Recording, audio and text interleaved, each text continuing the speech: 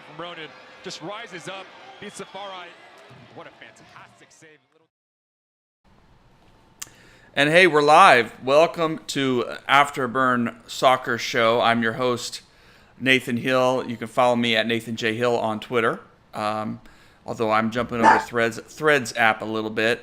And with me is our buddy, Tommy LaBeouf. You can follow him at Tom_FC Dallas. It's good to have each of you here tonight, all of you joining us via Twitter, Facebook, YouTube. We're still, getting the show warmed up and going. And you just saw the opening clip there, a moment from the loss of FC Dallas's loss against Colorado Rapids in Colorado. But a big save from Martin Paz, who continues to put the team on his back in some ways. He's one of those bright spots in the midst of what has been a really poor run of form for FC Dallas. So things have not been good. I know our buddy Jose Carmona is going to join us here in a couple of minutes. But we're going to get started. We're going to take your comments and questions live. We're going to, give you something to tickle your ears and give you a little hope for those of you who listen to our podcast on a regular basis as we upload this later on, the audio-only version. But we're going to get right into it with something a little controversial here that Tommy put up today, and I screenshotted it. Tommy, tell us about your poll here. Tell us about your highly scientific poll. Well, it was just to basically get some feedback from the fans out there. And, we were throwing, what was it, a couple years ago, a new era. And it was broadcasted, this is a new era, right? And it's, we're out to win. And, you look at the lineup that we have out there, it's not very to MLS. Look, let's also say Jesus was in Go Cop, right? We had some injuries, but let's just face it. Paul Arriola has underperformed this year. He's been injured. Sebastian Lletget has underperformed. Ibiaga in the back has not been good. Martinez has not been good. He's hurt. The roster as a whole is just very not competitive. It doesn't look like a major league roster. The only talent we really have, in my opinion, is Jesus and Velasco. And Velasco he's just 20, a very young kid, right? But he's not beating people one-on-one. But he's definitely got some talent, and he can flourish with other good players around him. The wing play has just not been good this year. It's no one beats anyone on the. There's not really a playmaker in the middle that's dribbling the ball and beating people and dishing off to Jesus.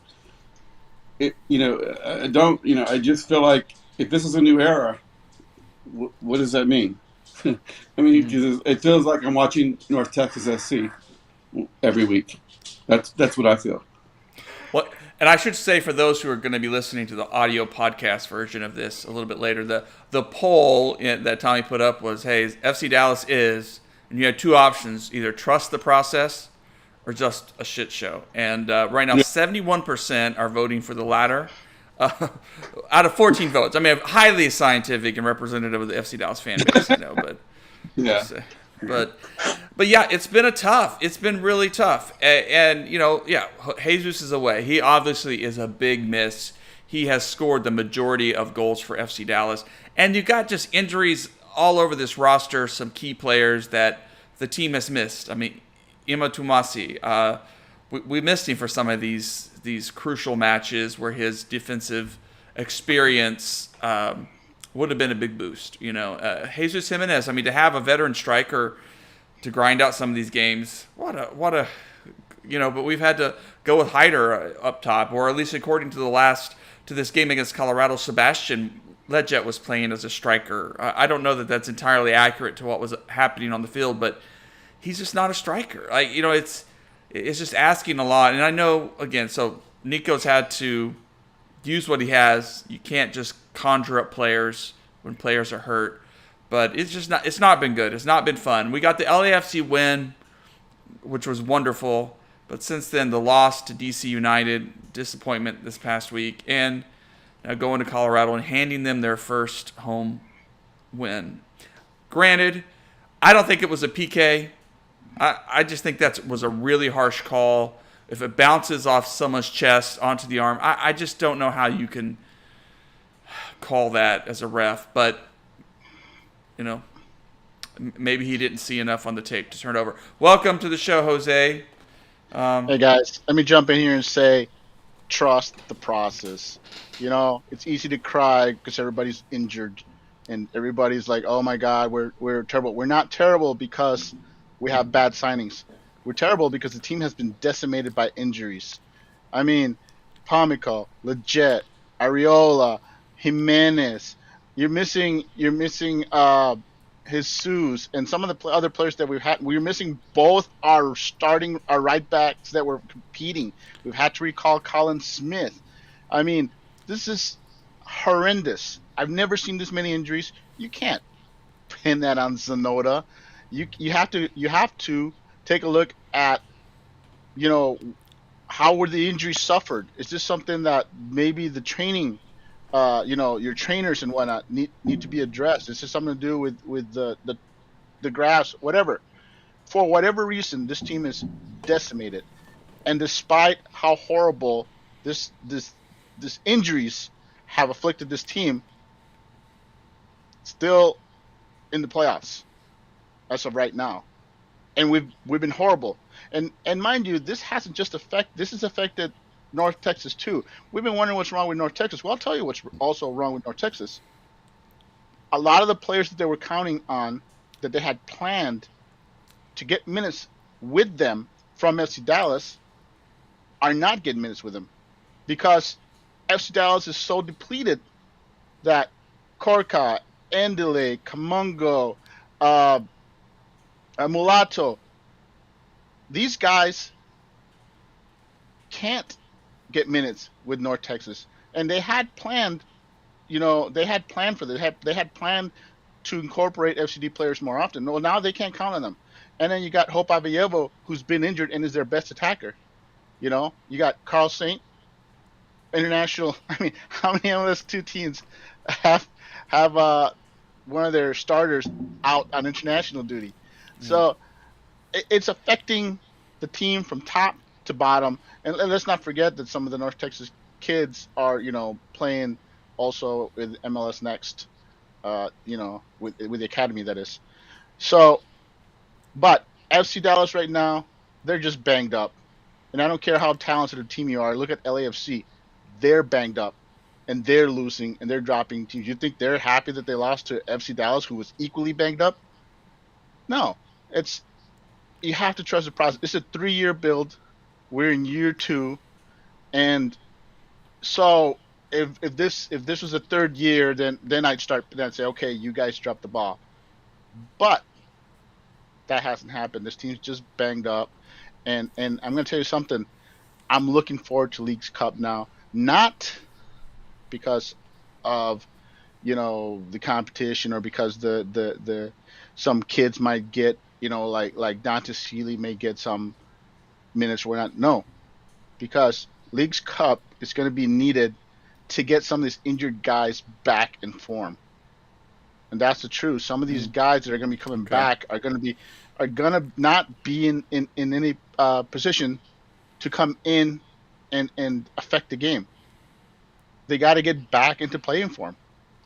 Paxton just got back. He honestly, you can't expect him to play like he was playing early in the season because he might as well be coming off of preseason. And a lot of these guys that are coming back, when they come back, they're going to have to round back into shape. So Leagues Cup now offers this team the chance to do that, to basically say, hey, let's get these guys treated like a preseason and rotate our injured players back in there.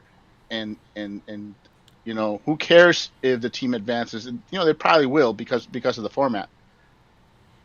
But it's a chance to get the team back on track once the Leagues Cup rolls around. So trust the process. If everyone comes back and we're dropping points, okay, fire Sonoda, fire whoever. But while the team's banged up, Nico is holding this team together with chicken wire and gum. So, and honestly, let's be frank. Some of the, I'm the most optimistic of people, but deep down in my heart, looking at some of the lineups, we started Korka. Are you kidding me? Some of these lineups, you just know we're defeated before the whistle even blows. And the fact that Ferreira isn't there, the fact that Jimenez isn't there, Ariola isn't there, don't think these teams fear our attack. It emboldens them to go forward, and frankly, they can be more aggressive. Even in their counters, they can basically alter their tactics to say, "Hey, we've got a wounded duck, and there are multiple ways to attack this team right now." And FC Dallas can't really plug all the holes right now. They try, but come on, Korka, obvious target. I mean, you stick that guy in there, and he immediately, Colorado's like, we're going to attack that guy. Yeah. And like I said, the fact that the attack is non-existent, it emboldens them. They're not going to sit back and play defensive. They're going to say, okay, let's go after FC Dallas, because we frankly aren't scared. Their only good attackers that they have on a team aren't even playing well. Velasco isn't playing well. Paxton's coming back from injury, so is Leggett.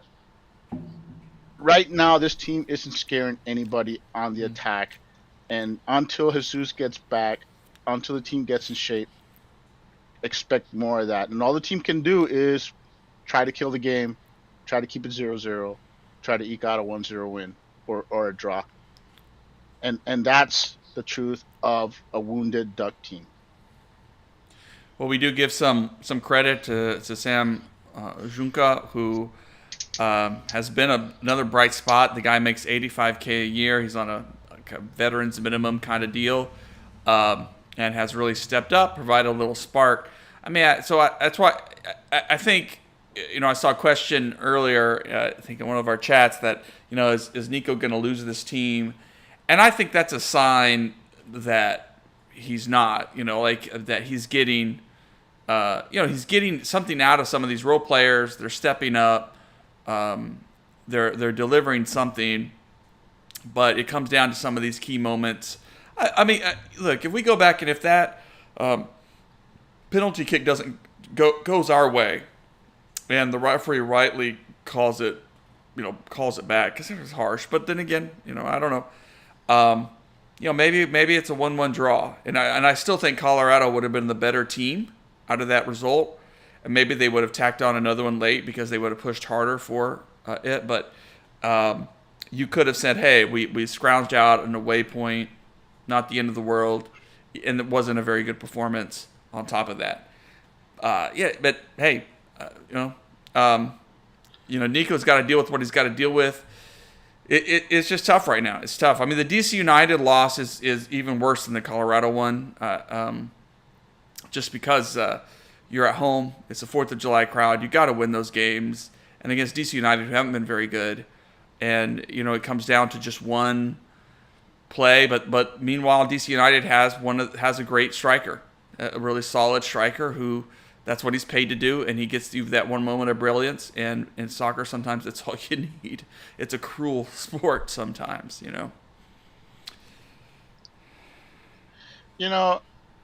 I just it's tough to be a FC Dallas fan and be excited right now with everything that's going on, because let's face it, just the fact that these guys are going to come back from injury, it does not guarantee that they'll regain their form. Some guys, I'm looking at Martinez, for example, may not come back at all. And let's face it, whatever issues we have with Martinez, losing him and not replacing him, that's not a good thing. You could sell me on hey, we got 3 guys that we can rotate and we're happy with. But once Martinez is gone, you saw who your third center back is. It's Korka. That's your third center back right now. Not Norris. Korka. So let's be honest, losing Martinez, even I know some people, I would be okay with losing Martinez at the end of the season, but right now it's just bad timing. We're already paper thin on the back line, and we can't afford someone like Martinez to be gone for the season. We need that guy back. I think Martinez was early on defense before he even got hurt. He was too slow, and his passing wasn't. Yes, but his injury. I think Areola wasn't good before his injury. They come back and they're Yeah. going to be not as good as they were before. I mean, I And just think that, yeah. I'm not disagreeing with you, Tommy. I'm not. I Mhm. agree that they weren't as good. My point is that the options behind them is huge drop off. Huge. Absolutely. Martinez for all his weaknesses was at least consistent. You knew what you were going to get from him. You know he's not fast. You know that he's but he was scrappy and he was good enough to give us solid starts. Yes, the decline's there, Yeah, yeah. but there's You're a there. drop I off from think him. And the players that Areola, are playing even now, go ahead. they're slower. They're not as tall. They're not as strong. They're young. They're I, not developed. They give I you good like some of the effort, young but guys, and they're not yeah. consistent. I love Endele. Endele Yeah. looks great, but he's not Hmm. consistent. He looks great one minute, not so good the next minute. Korka, I'm sure he's shown flashes, but he makes too many mistakes to be a starter. I mean, Colin Smith's been forced back to come back and basically miss out on what's been But an excellent yeah, loan for him. I It's want to be clear. I'm not necessarily knocking the players that are playing. I'm just saying that they really are not ready yet. They're not starters, in my opinion. They're going to be. They could be good players one day, but yeah, it's like watching someone who's called up early from North Texas SC is just needs time to develop. We're playing players. We're developing players on the field, right? yeah, we're passionate. Velasco We're is developing them a on the million fly. dollars. Velasco has his issues. The problem with Velasco is that there's too much weight on him. He's not ready to be the featured attacker. That's a Totally given, agree. and Yep, and that's I not agree. helping him. But and my I know Paul and Leggett haven't regained it from last season, but they're Mhm. veteran players. These are guys. Ariola, for all his issues, is still gonna basically out hustle almost everybody on the field, and his leadership is missed. So I'm just saying we still need these guys back. As badly as the team has played, even when they're in the field, that team was fourth place in the West. With them all gone, this team is dropping, you know, faster than we can keep up with. But as I'm just saying, those veteran players, yes, there's a drop off in them. Martinez, Velasco, Leggett. I can't deny not Velasco, Leggett and Ariola and Martinez. Yes, you sense that there's a drop off from last season, but they're veteran players who still can play without hurting you, without hurting the team. Maybe they can't help the team Yeah, attacking wise and stuff. I, You know, the fact that they're dropping that especially Leggett and Ariola, the fact that they've dropped off has forced the team to rely even more on Jesus than before. But their veteran presence would basically help them eke out a draw against Colorado as opposed to getting a loss. And that's what's missing. We're dropping games that we were eking out draws with before, with those guys gone. So now instead of 1 point, it's no points. And that's what this team was doing. This team was grinding results. We were, let's face it, we were fourth, and we're like, how are we fourth? Well, that's because they weren't. They were getting something out of nothing. Even when they didn't look great, they would still manage to get a point. Now they're not looking great and they're not getting those points. That's those veterans that they're missing. And like I said, Martinez is injured. I still would like him back for the rest of the season because I'm not convinced they have a replacement lined up. You know, and I'd hate for the team to bring in somebody just for the hell of bringing in somebody, and Korka's still our third best center back. So Yeah. that's I would still rather have them back. Like I said, shape or not, with those guys back, even though they're not they're struggling from last season. This team is still is contending for a home spot in the playoffs. Without them, yeah. you see what's happening. Biaga, for example, he was unpressured playing the ball off the back and gave the ball to the other team. I mean, it's just been a really pathetic soccer. I mean, things that happen on the field I haven't never saw under Oscar, never saw under the previous administration. Even Lucci, for example, I think some of the passing that I'm seeing in the field is horrendous. And yeah, I just don't. Yeah. Yeah, And like I said, I agree, Tommy. I'm waiting for. I'm excited for the Leagues Cup because it'll give the team a chance to get everyone healthy. uh, You got Ansa, who's a left wing. You got Sealy coming back, mind you. They both can play on both wings, by the way. I want to Sealy. Go ahead. real Go quick, ahead, just real Tommy. quick. I always thought that in the past years, FC Dallas was never had enough players on the roster to play for MLS to also compete in the U.S. Cup, and now we're adding a League Cup. I just don't see us really having any chance to do anything or want to do anything. I think with the roster that we have right now, probably the coaches want to play one and get out of there because he doesn't have a full roster. I mean, and I don't know. I don't want to watch a game with the roster that we have in the Leagues Cup. Can you imagine Messi coming in and all those players coming in and playing the lineup that we have? How silly is that going to look? It's gonna happen regardless. I honestly, like I said, Leagues Cup. You're assuming that everybody's gonna take it seriously. There's gonna be teams that are gonna treat just like the U.S. Open Cup. So, like I said, it's a great time for FC Dallas to rest some players and give minutes to the guys that are coming back from injuries. You know, it's gonna be good for FC Dallas if they do it right. You know, some guys are gonna have to rest up, like Farfan, for example, needs to get some rest. Uh, but other than that, here's the positive. I'll give you one positive of this whole injury situation, and it'll only be a positive once we get everybody back, and that is it has helped us discover which players can give us minutes from the back. Off the bench. Like I said, Endely has shown that he can produce for you, but he's not someone you want starting. But I guarantee you, a guy that's going to give you 20, 25 minutes. Same thing for Kamungo. You know, there's like I said, there's just several players. Colin Smith has shown that he can give you something, but the problem is starting 90 minutes for these kids.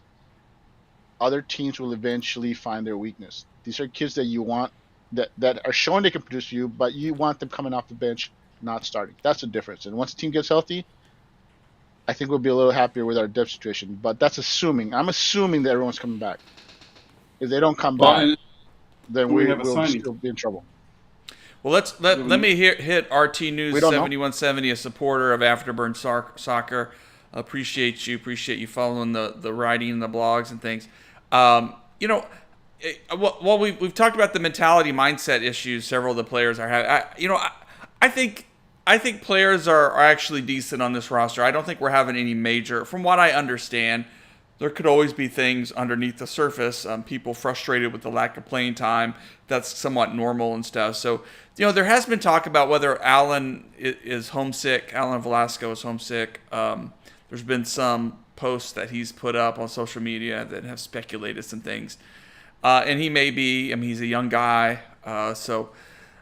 But he is. I did ask Nico kind of about Velasco's form earlier in the week, but Nico really pushed back. He just said Velasco's doing so much, and if one or two of those chances that he's working on come out right, and go the right way, I guess we would be talking about what a great game he had. But because it looks like he's struggling because there's nothing that ends up in the back of the net, it's easy to see why, we could say, oh, well, Velasco didn't really do enough. So, I think Nico's a very player-friendly coach.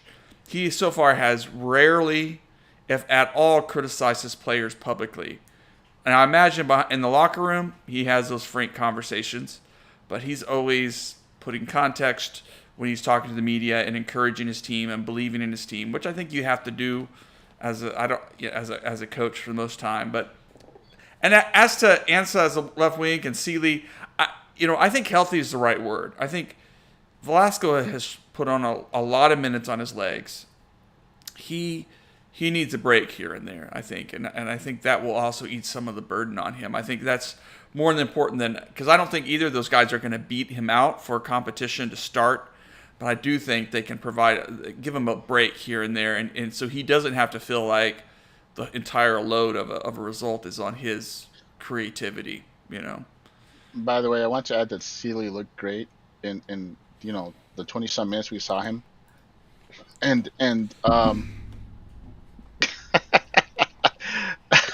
Marcin is in Denver, and he is a fan of all Colorado teams.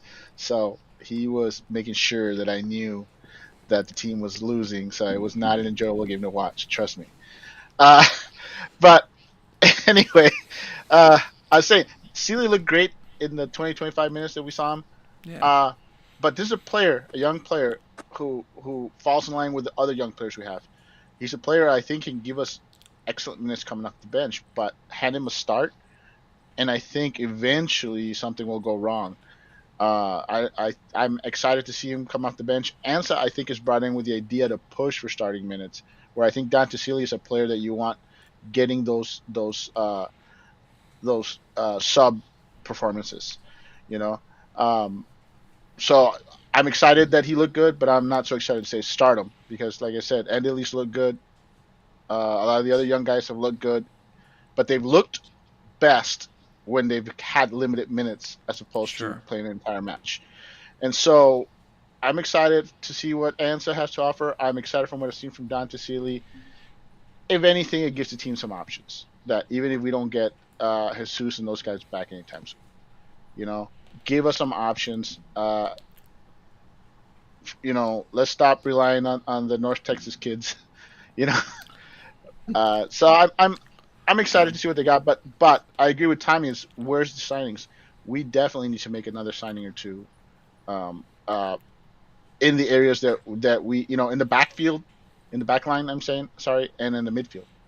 You know, Yeah. we'd like to have another guy push Jesus, but that's not a priority right now. Jimenez is going to have to heal up, and our biggest pressing matter is the midfield and the back line are banged up, and that's where we need to bring in more bodies. The question is, can the team even do that? We have to keep in mind Velasco's 20 years old, and you Yeah. can't judge a 20-year-old in a major league team. It's just not right. You got to give the kid some time to be a man. And so are these other players that we're asking to step in. Kamango's a kid, Mulato's a kid, Endeli's a kid, Cork's a kid, Velasco's a kid, and we've had Kids, right? Yeah. I can't think of his name. Our young center back from North Texas that's been playing at midfield. He's another kid that's had to start for us, and that shows. Let's face it. Nico wants to grind out wins, and to grind out wins, you need veteran players that are going to withstand the pressure that you're forcing upon them, and are going to have to play as mistake-free as possible.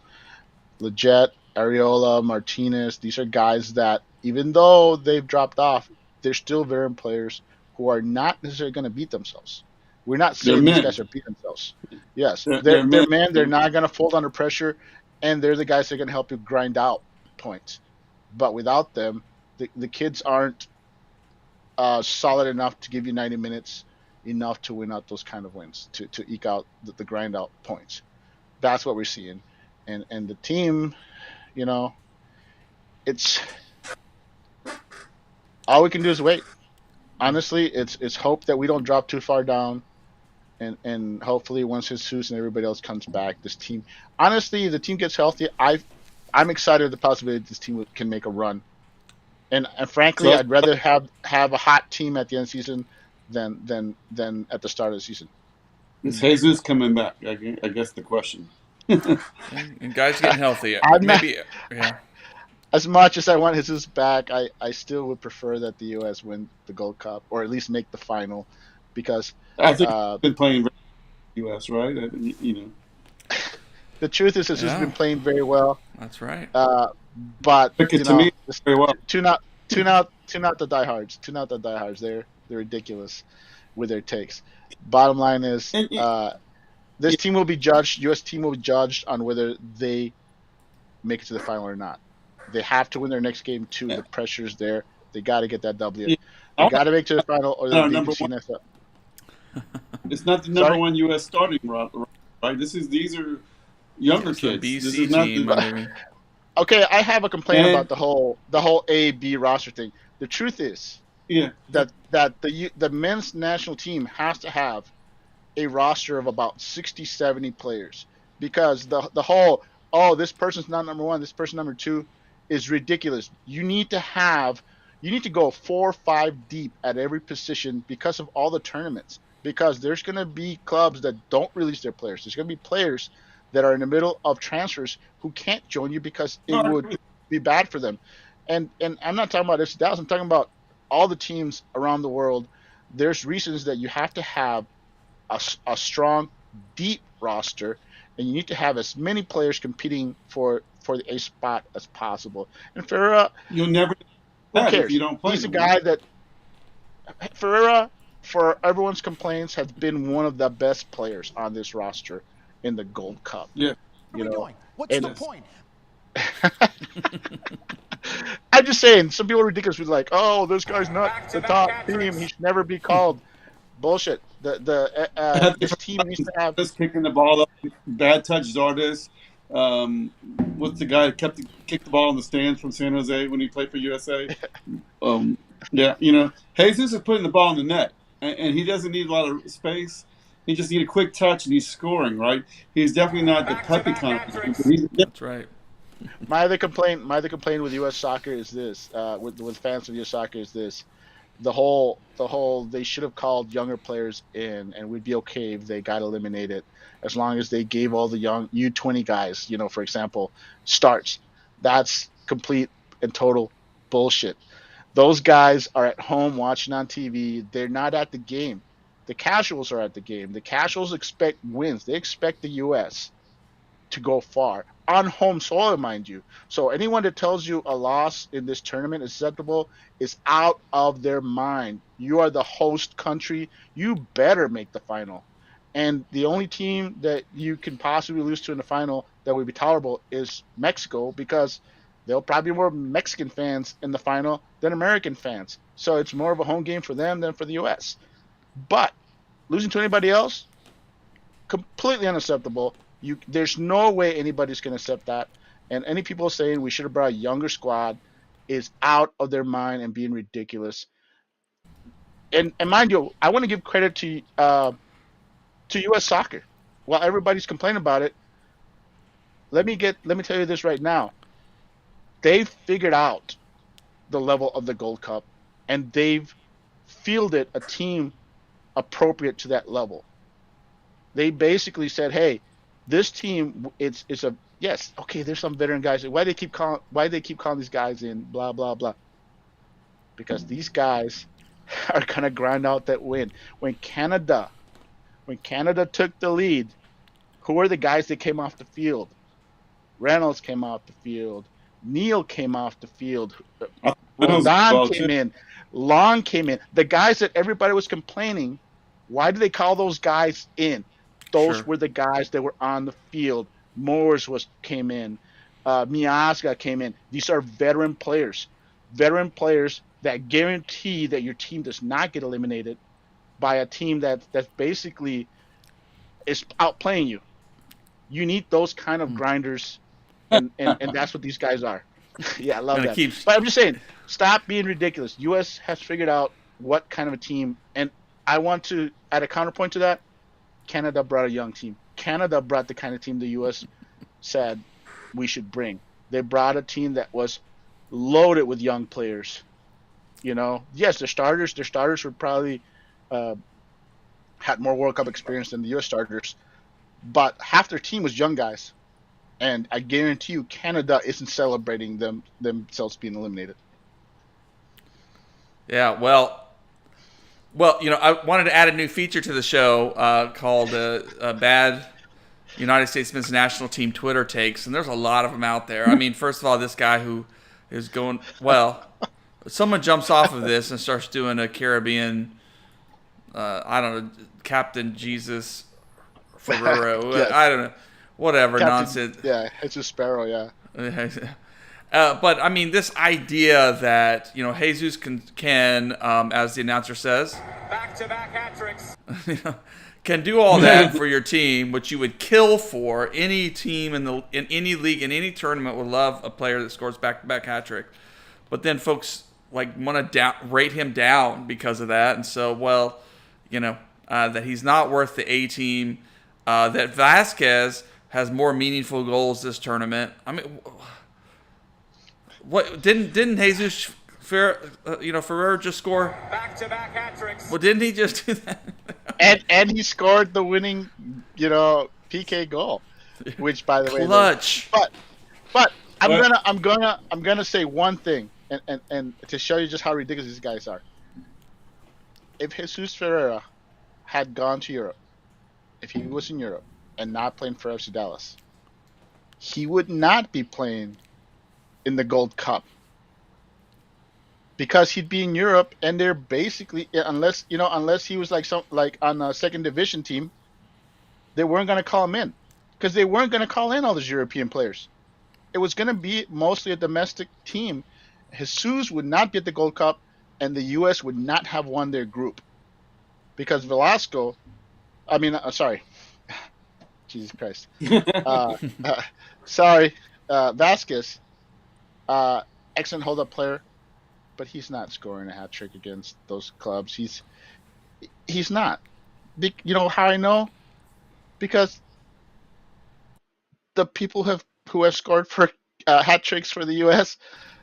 are very few, and mind you, right. it doesn't matter. He would have to score 2 back-to-back hat tricks, 1 less hat trick, and Jamaica wins the group. So I'm telling you right now, if Jesus Ferreira isn't on this Gold Cup roster, this team does not win their group. So, and that's the truth. And the truth is any That's right. player that they say should be in Europe, if they were in Europe, they would not be in this roster because the Gold Cup was always going to be MLS heavy, and it's always going to be MLS heavy, no matter how much they cry. Well, here's the tell out of everything with Jesus for 22. He's a lifer, man. Haven't you heard that one? That's the most ridiculous take I've heard, honestly. There's some people out there that call Jesus a lifer. He's 22 years old. He's only started. I think he's only his 3rd season starting, and only his 2nd season starting as a striker. But he's a lifer at 22 years old. Did you And see people- his face for that PK and the extra PK, whatever? He's not mentally. He is all there. He's not a 22-year-old up here. Up here, he's a man. He doesn't seem phased at all by the moment. Go watch that PK. Watch it. Yeah. And the other Here's the thing is people are neglecting to mention is our wing play, and this is a team that bases play off of the wings, has been horrible. Horrible. I mean, horrible. I'm sorry. You got Gressel starting. He's not a wing. And you got, I love. I love the last. He's just not there yet. I love Sendejas, but you can't deny that he's yeah. struggling. That he's struggling for whatever reason. It's probably mental, by the way, because we've seen him look like a world beater in Liga MX, and that speed, some of that fire. It's the fire that I'm not seeing. When you see him in the Liga MX, he looks like a fiery player, like a guy who's basically gonna kill himself for his club. And I haven't seen the fire. That's what I'm not seeing from Sendejas. Forget everything else that he's not doing. That's what concerns me and it tells you that it's in his head. He's a guy who for whatever reasons is doubting himself. His confidence for whatever reason is not there, and his performances are not helping him.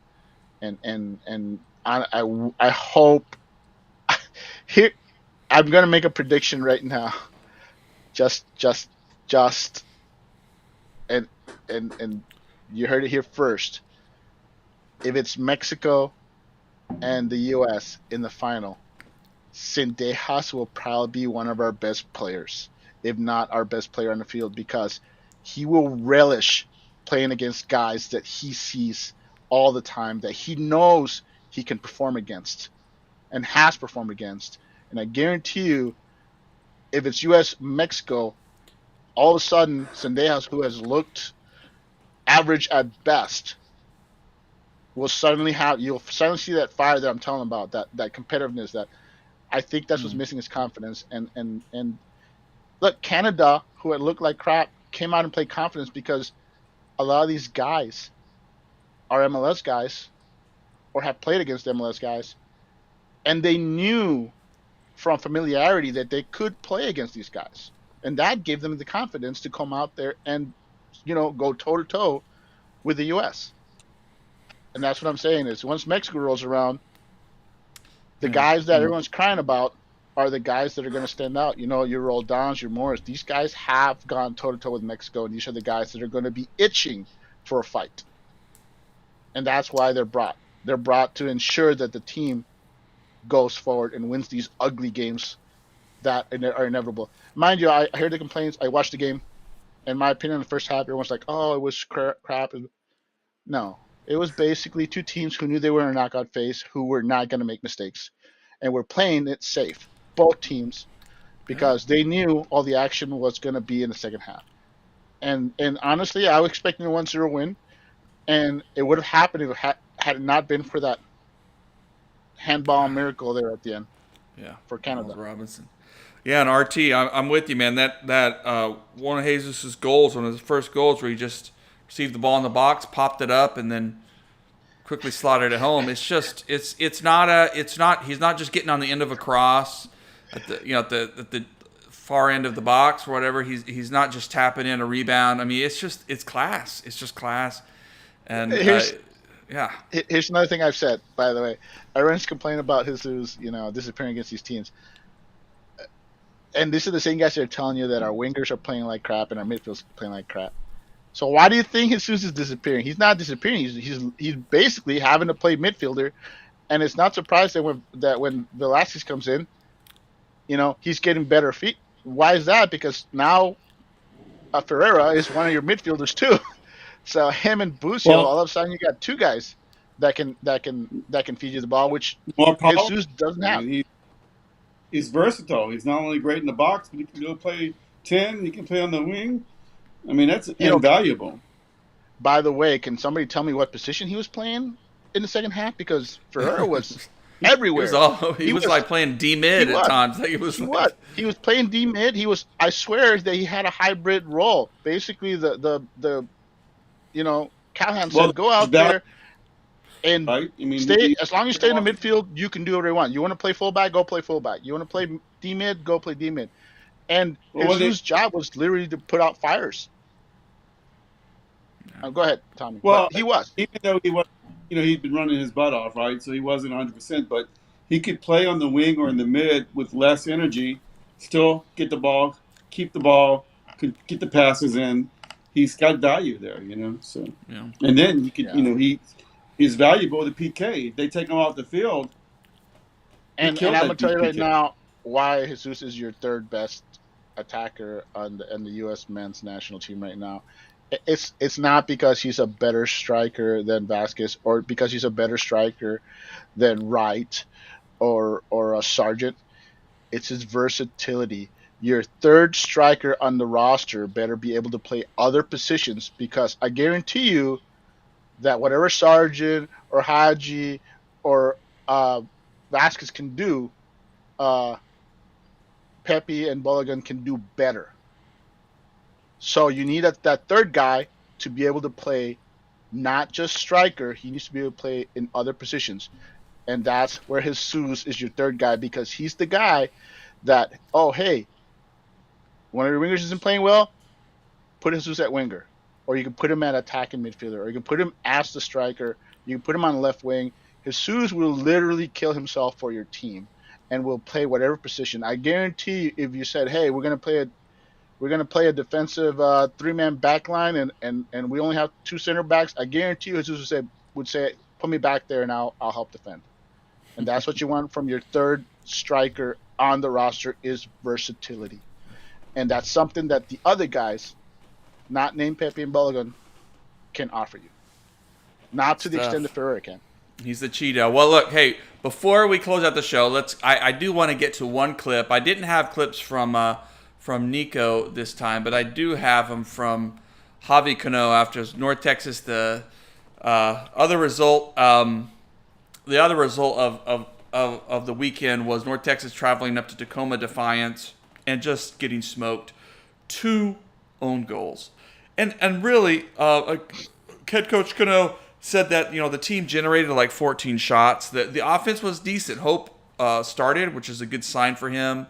You saw the team generate opportunities that were dangerous, that were a little unlucky, but but yeah, the defense was in shambles. So let's listen to Cano's one of his. We'll just listen to one clip of him after the game. You'll just this is some good stuff. The solution is the player need to show up every single second, because if we are not ready, if we are not focused, we are not just prepared for those games, it's impossible. It doesn't matter if you play with Cannavaro, Costa Curta, Taquinardi, whatever, as a big defender.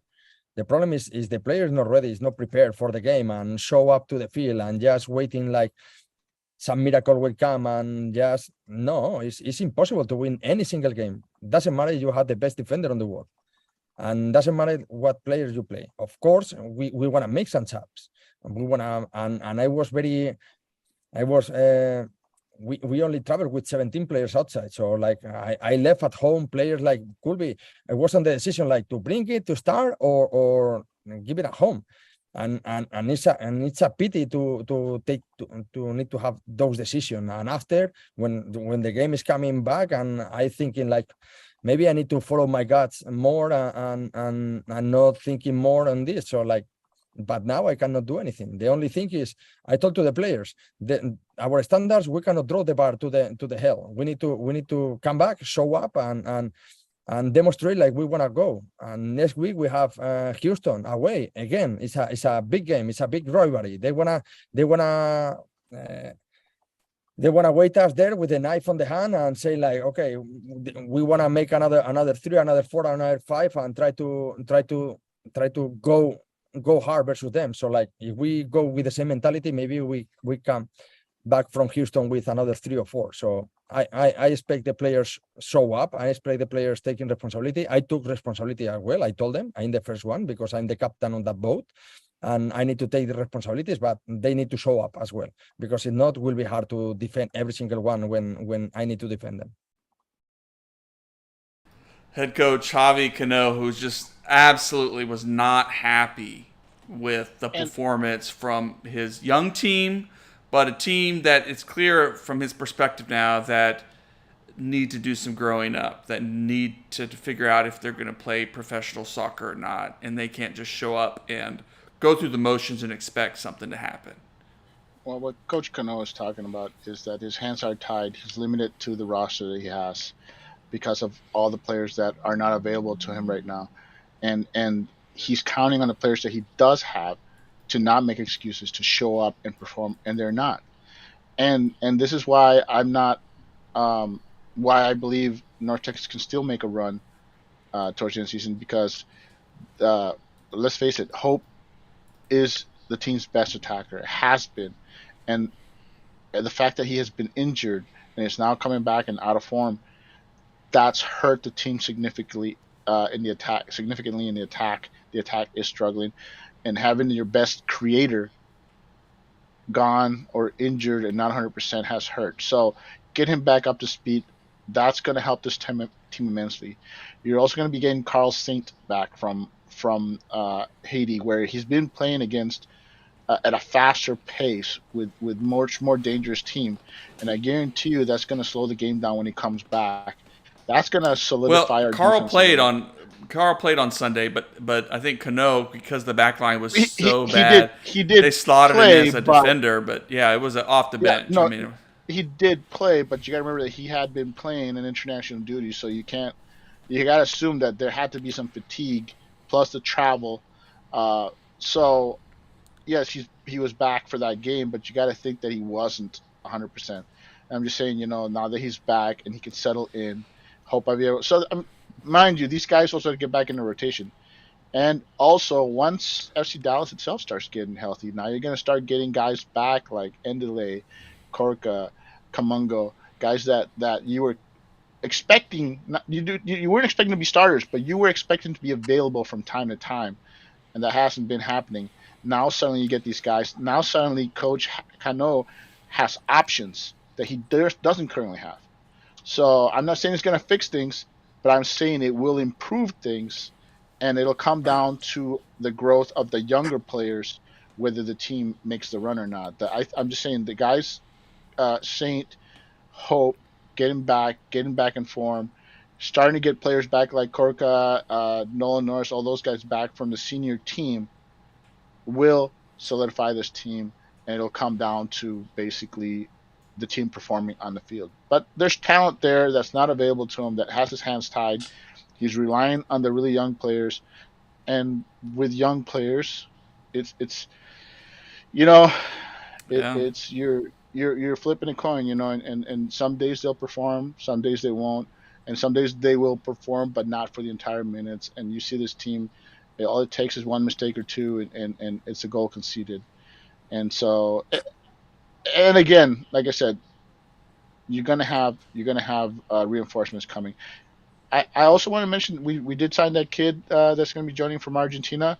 Don't think that isn't something that is being done also to help Velasco, and North Texas should try to sign a couple more young Argentines, because if you're not going to sign to the senior team, there's no reason you can't bring 2, 3 Argentines on loan, just so there are more players Velasco's age that he can relate to, that he can, bond with. And I think it would be wise for North Texas to go out and get it. They got one kid coming. They signed to a 3-year deal, and it would be wise to add another player or two on loan, even if they're from U19, U20 spots. It's get them in, increase your Argentinian contingent so that Velasco. Let's face it, you have a lot of money invested in Velasco. You need to do whatever you have to do to make sure that homesickness That's a goes good away. point. And adding more Argentinian players is the way to go. That's a good point. Yeah. I need to go back and watch the game, but I haven't seen a quit on him in the field. He's always hustling. I think there was one point where he came off and was sub early. He cried earlier a few games back. Yeah, But yeah. I think he's trying too hard. He's trying to do too much. Yeah. And let's face it, the other teams are keen on him because who else are they going to key on? Ferreira isn't there. They don't have to worry about whoever's starting, in his place.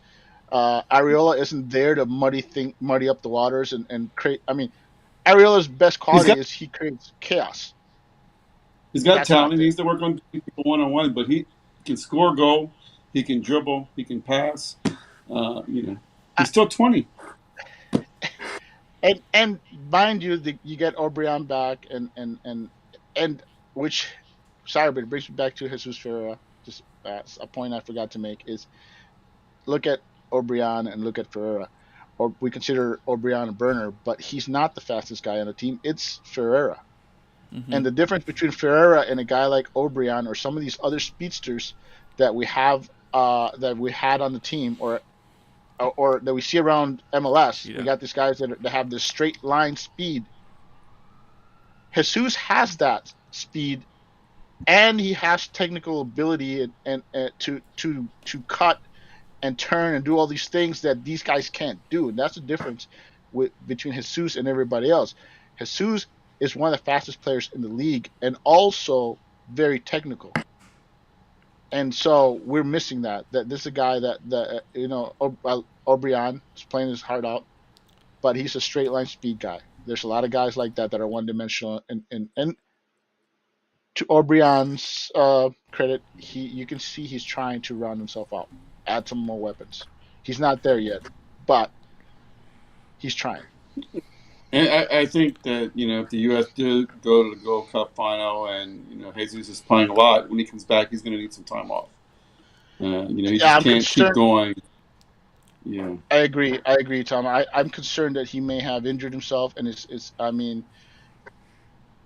that goal, the second goal that Canada scored, that everyone who's nuts is blaming on Jesus for some reason.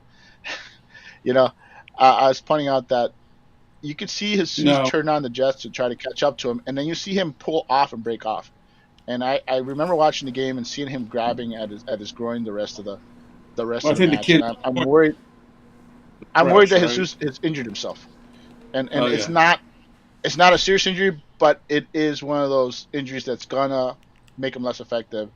And groin injuries, those can nag you all year. Those are those kind of injuries that if you don't do it right, can keep popping up and hampering you.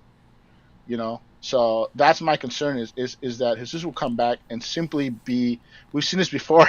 Actually, Dallas has had that where we send players to the U.S. men's national team and they come back and their performance just drops. And that's my concern is that Jesus will come back injured and less than 100%, and his performance will drop off. And real quick, I would say, as we talked about earlier, FC Dallas is in a spot to make a playoff run. They're in the playoff contentions. They're way up there. And in this window opening up is going to tell really the truth here. Is this front office really out to win? Are they going to make the changes to make the right play? I see we got Inch, I don't know, pronounce his name, coming in. Yeah, I hope he's ready to play striker, wing, goalkeeper, whatever they need him to do because he's going to play everywhere. But we do need. We could use a new Hollingshead. I see the video on him. He's a man. He's tall, and he's what I like to see is he looks like American football kind of tall, and so I think he's going to come and make an impact. And if he plays with Jesus, I think we still need a couple guys. I'd like to see us get a center back. I'd like to see us get a better, another winger or midfielder. We still need a lot of talent. We need to sign some people, and we need to cut some of the bad weight. Right? I'm not a big Facundo. I know he's been playing well, but I've seen enough of Facundo. He's just not going to get any better. But you can't get rid of Facundo this year, though. You got with Alan Velasco homesickness. You need every Argentine you can keep your and he's been playing good.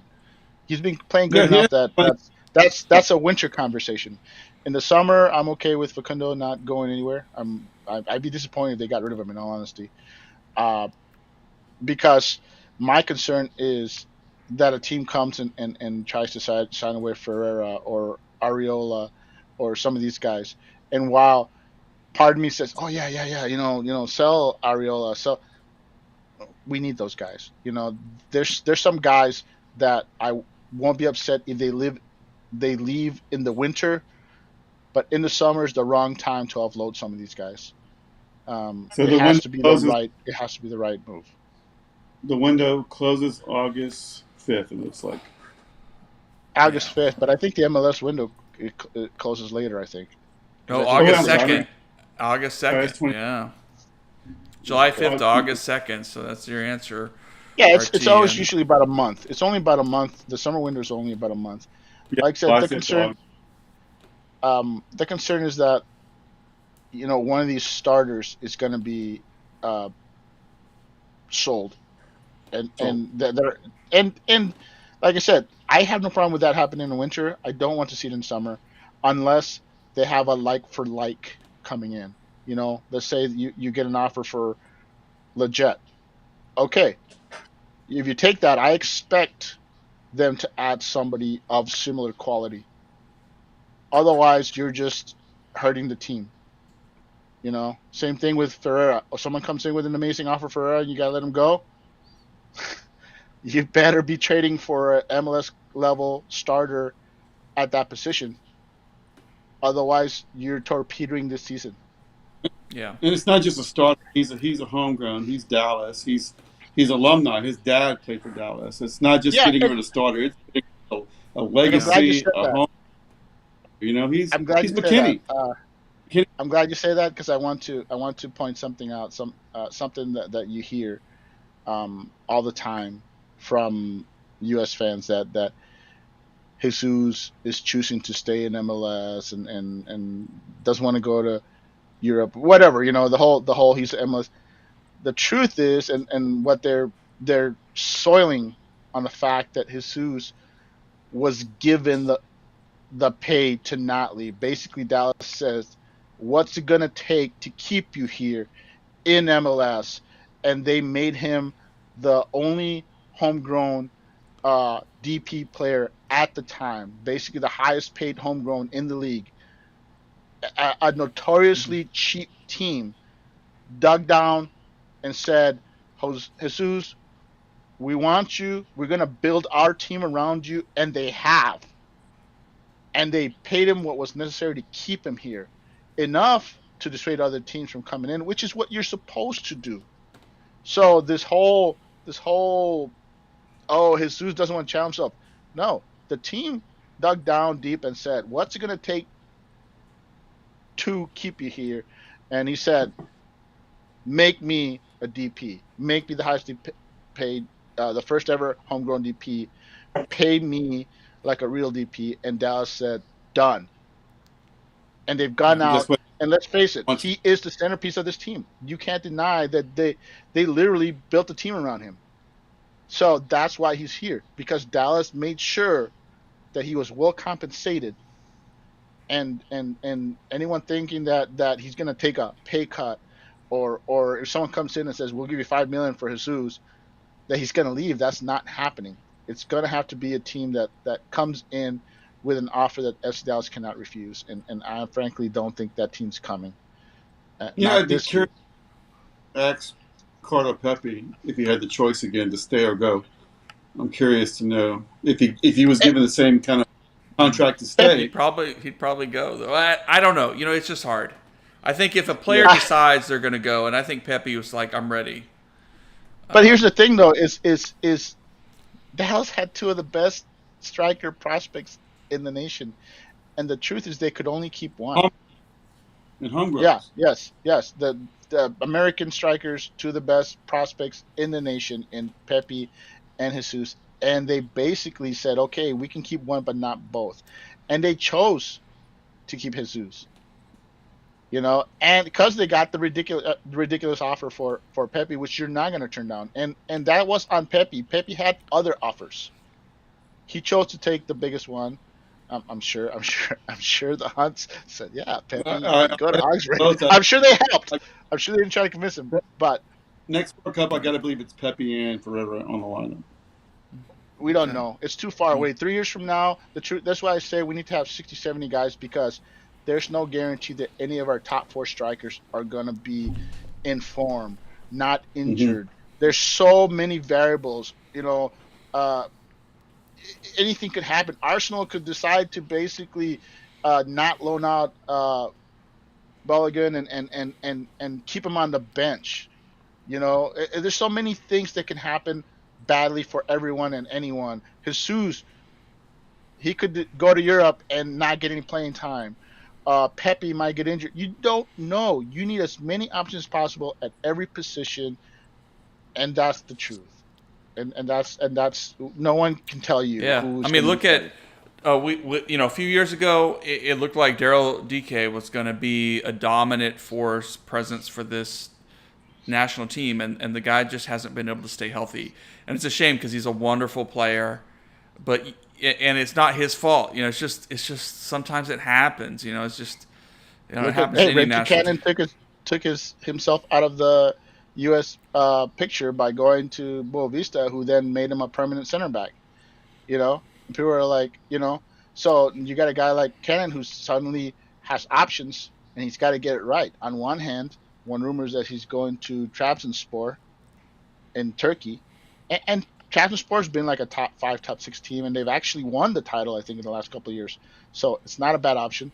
And there's a rumor that Porto is interested in him, and I guarantee you, Porto is the one that's, if he goes to Porto, that's a team that if he gets the starting spot will make him a guaranteed call up to the U.S. men's national team. But there's no guarantee that Porto, if he signs him with all the talent they got, will play him every match. So the guys like that, players have to weigh their options and make the right choices. And that's, I'm talking about all U.S. men's national players, not just 1 or 2. I'm talking everybody. It's got to be the right choice, and who knows where everybody will be in 3 years. Well, we need to leave it here. It's been over an hour show. Good stuff for us. Before we leave it here, I got a shout out to the FC Dallas agenda. The FC Dallas agenda, and that's in the Gold Cup. It's been everywhere, and I want to say a shout out to the seven players with FC Dallas ties at the Gold Cup. And the 3 that are on the U.S. men's national team, you got Reynolds, you got Sendejas, and you got Ferreira, and everyone sees those guys. But there are more, and some you may like, some you may not. So Guatemala's starting goalkeeper, mind you, they made out of the group stage and just lost. They just got eliminated, and that's Nicholas Hagen, who played for the FC Dallas Academy and is currently playing in the Israeli top flight, where our new guy Ansa is coming from. So maybe they played against each other, but that's where so he's the number one guy for Guatemala, another FCD guy. Another guy that the Haiti guys, and that's Carl Saint, of course, playing for North Texas. Fafa Picault, also with Haiti. Another guy that Fafa Picault, who, hate the guy all you want. One-time switch. Hate the guy all you want. Yeah, hate the guy all you want, but he's the leader for Haiti. And another guy, that guy you may not remember, Audrey David. Anyone remember that name? From Trinidad and Tobago. He was a center back for us during the Pareja days. So so we had 7 guys from FC Dallas ties playing in the Gold Cup. So. I guess Ronaldo Damas didn't get a call out this time. No, but he's playing in Europe, so. No, I think he's back here though. I his name came up with the local team here, so I should. Oh, did he? Maybe he did return. I think USLC. But I thought But I thought he was playing in Sweden or something like that. He was, but I think he made the move back, so it's interesting. Okay. So well, there you go. Maybe he fell out of form, so that's why. But yeah, who knows? Well, good stuff. Well, the FC Dallas agenda cannot. That's right. It never stops. That's right. Well, thanks everybody for joining us. Thank you for the comments, the questions. Appreciate you. Please, you can like and subscribe wherever you find podcasts. Now, unfortunately, the podcast still, I realize, is still listed under Big D After Dark, and that's our ancestral home with our good friends Drew Epperly and Big D Soccer. So at some point, I'm gonna figure out how to change that. But for now, you can also subscribe and follow along right here on Afterburn.soccer. Thanks everybody for joining us. Thanks Tommy. Thanks Jose. Have a good one. Thanks Rev. Thanks Tom.